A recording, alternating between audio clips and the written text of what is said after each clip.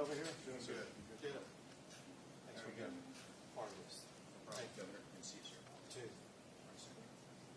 Thank you.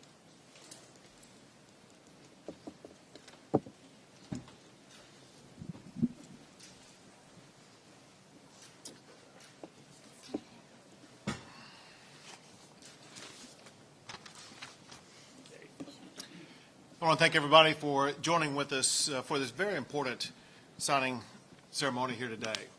Definitely want to thank Speaker Burrows for his leadership on this issue as well as so many others.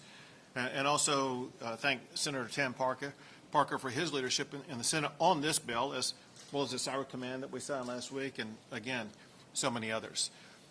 Maybe most importantly, I want to thank the people who are surrounding us right now, men and women who've been advocates for the cause that I'm about to sign a law about.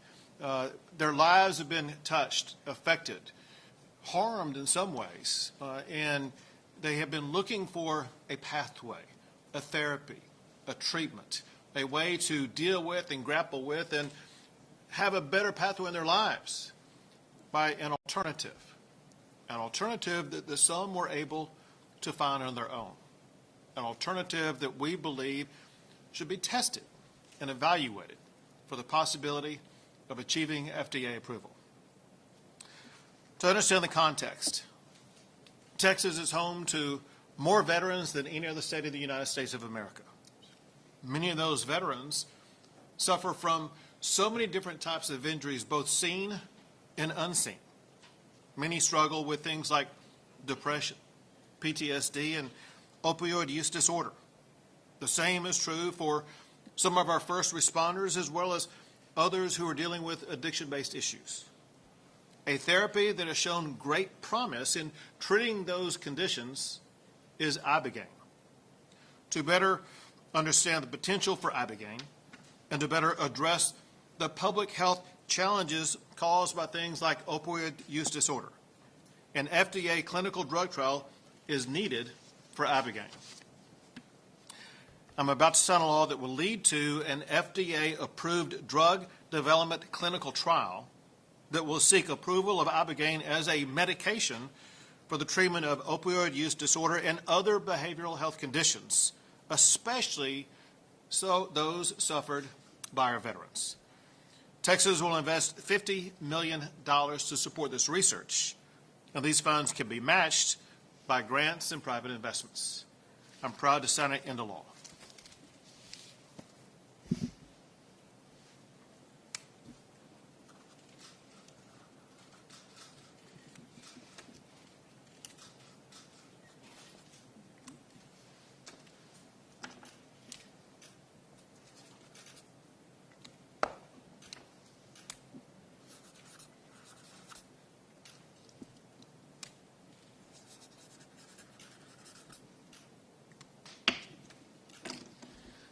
Texas is now leading the way in the United States for the evaluation of ibogaine as a potential medication that can help improve the lives of so many Americans.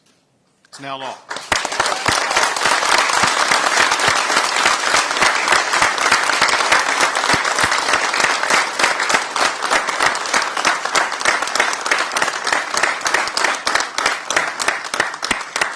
And now Speaker Burrows.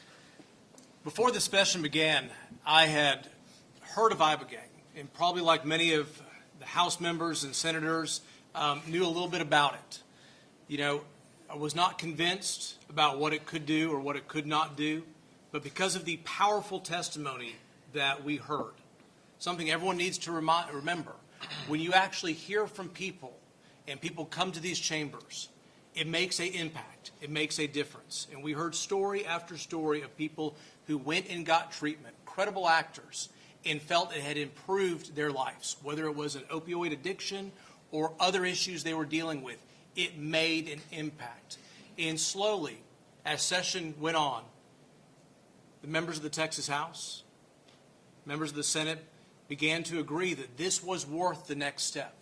It was worth investing in and making sure and seeing if we could do something to bring this to more people. I want to thank Governor Abbott for his leadership on this, Senator Parker, the Lieutenant Governor, Cody Harris in the House, many of the people, and especially those behind us, who were some of the most powerful actors that brought this into existence today. So I'm excited about today. I'm more excited about these trials and what's going to come from them, and hopefully, the relief that provides to so many affected members and people who need this therapy. Thank you. Now, Senator Tam Parker. Well, what an honor to be here today. Thank you, Governor, for your leadership in signing this into law. I want to thank Speaker Burrows and the Lieutenant Governor for his great support, the Lieutenant Governor's staff, Savannah Mann on my team, the incredible folks behind us here, Brian Hubbard and so many other veterans that provided amazing testimony throughout this entire process. This is about restoration. This is about the opportunity to restore the lives of so many veterans that have put their lives on the line for all of us, that literally have put their lives on the line for all those years, and they've suffered as a result tremendously. And so the promise that ibogaine provides, we think, is very significant. It is not just a chemical improvement that on a short-term basis. It is structural. It is an increase in neuroplasticity in all the data that we have seen up to this point.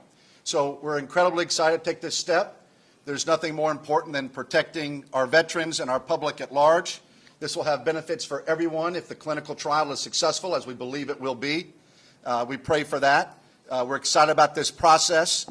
And again, think about what the impact will be, the lives that can be saved and restored because of this amazing breakthrough potentially here with ibogaine. So again, I want to thank the Governor and the Lieutenant Governor and the Speaker, all the incredible champions, all the folks in the veterans community that have come up to us and shared passionately their personal stories.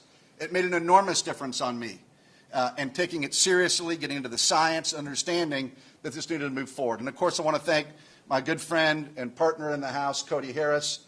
Our prayers are with him and his family for all they've endured here personally as well recently. But again, this is a great day for Texas, a great day for our vets, a great day for people that care about mental health. It will also have enormous implications, I think, long-term for all kinds of various neurological conditions as well.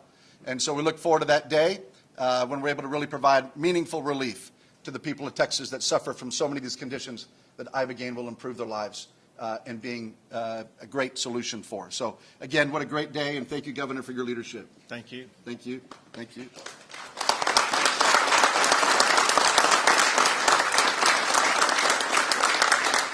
We'll take a few questions. Governor, National Guard deployments. It's going to take for these clinical trials to unwind. Does this legislation accelerate that timetable?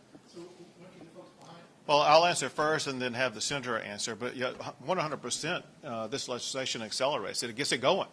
Without that, it would have been slowed maybe even for years. And so this is the kickoff point to make sure we will get this going. As far as the specific time, I will defer to Senator Tam Parker. Thank you, Governor. Great question. So, yes, absolutely. First of all, just Texas putting its stamp on it will make an enormous difference and speed up the process. But specifically what the bill calls for, as of today, now that it's signed, within 60 days, you will see Texas and the governmental entity, Health and Human Services, working to be kind of our quarterback, if you will, for the effort, to be able to start receiving proposals from consortiums that can come forward. A consortium being a Texas medical school, a hospital, and a drug developer that will bring private money to the table.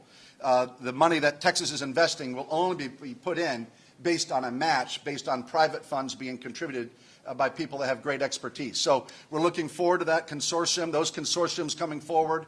And again, we'll be receiving those proposals 60 days from now based on the legislation. So it's going to absolutely speed up this process, and we hope it'll be a very quick, as quick as possible. Clinical trials are never quick in and of themselves, but we'll move it as expeditiously as possible, and excited about what the implications will be for the people of Texas and for the country.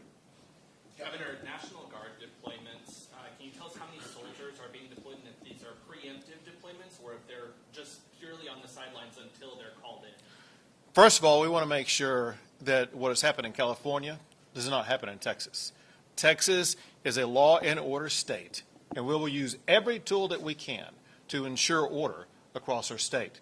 That includes the deployment of Texas Department of Public Safety officers, as well as Texas National Guard, in strategic locations where they can provide the most robust response where needed. As it concerns the exact tactics and things like that, we don't disclose those publicly. You will see them arise in response to what we see on the ground. But not the numbers. You don't have the number of people being deployed. I do, but I'm not going to tell you. No, nothing personal. It's just that there are others outside of this room who would like to know that I'm not going to tell them. Governor, more questions? Can you define what is like crossing line for those who they don't know, like what is the crossing line in protests? That leads to FAFO. Violating the law. You break the law, you cross the line, you will be arrested. I was a little bit clearer about this last night in my post last night, and that is there is freedom of speech.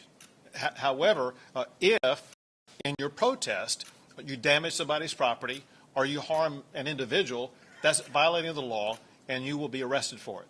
Last question. Governor, let's bring us back to the topic today because this is a really important moment. Sure. Tell us this, there are many people that may think about this drug as in the category of recreational psychedelics. They think this is yet another way that young people can have fun. What gave you guys conviction that this is not about recreation, but it is about transformation? Well, I'll answer first, then Tam will provide more. But we view this as a medical treatment to be administered by doctors who are trained in it. And before it arrives at the medical treatment level, we need to assess it to make sure it can be FDA approved and that's going to be effective. And so it is different than a recreational drug that someone may use. This is going to be a medical treatment that will improve the lives of countless Texans and Americans. Go ahead. Thank you. Well, completely different from anything recreational. This will be completely regulated and structured. Again, we're going to go through a clinical trial. If it's successful, then obviously we'll have the opportunity to provide access to more veterans and the public at large in Texas and elsewhere around the country, but with very significant guardrails. This will be administered in hospital-type facilities where you have proper cardiac capabilities, you have all the various things that need to be done when treating a patient with ibogaine that we know of already today. So anything but recreational. This is very serious, very substantive. It will be transformative, we believe, obviously for the lives of all those that suffer. But this is real medicine, and we will not take this lightly. This is not be something that will be abused in any way. We put all those safeguards. The Senate, my colleagues, were very concerned about those issues, and we put all those kind of parameters in place. So it will only be administered once successful with a clinical trial in a hospital-type setting. Thank you. Thank you. Thank you. Thank you all. Thank you very much. Have a good day.